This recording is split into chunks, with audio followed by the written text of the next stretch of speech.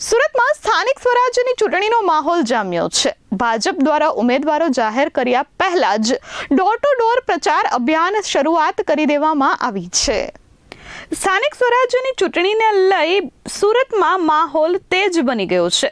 ભાજપ દ્વારા door to door અભિયાનની શરૂઆત કરી દેવામાં આવી છે। સુરતમાં ભાજપના સ્થાપના દિવસની ઉજવણી અંતર્ગત ભાજપ દ્વારા પ્રચારની શરૂઆત કરાઈ છે। ડોર ટુ ડોર અભિયાન હેઠળ લોકોના ઘરે ઘરે જઈ યોજનાઓ વિશે માહિતી આપવામાં આવી રહી છે। ત્યારે પશ્ચિમ વિધાનસભામાં ધારાસભ્ય પૂર્ણેશ મોદી પોતે મેદાને ઉતર્યા હતા।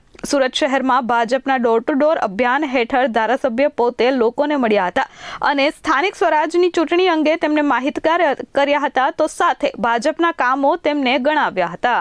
6 એપ્રિલ ભારતીય જનતા પાર્ટીનો સ્થાપના દિવસ, એ નિમિત્તે આજે ભારતીય જનતા પાર્ટીના ગુજરાતની ટીમ સમગ્ર ગુજરાતના પ્રત્યેક નાગરિકોના દ્વારે જઈ રહી છે।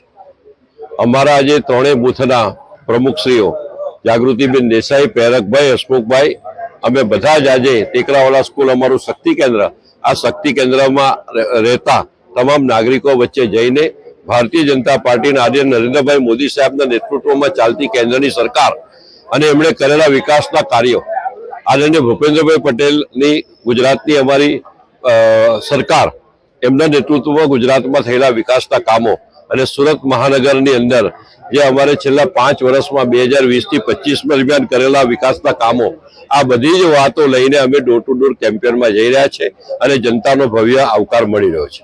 Bureau report S24 news, Surat.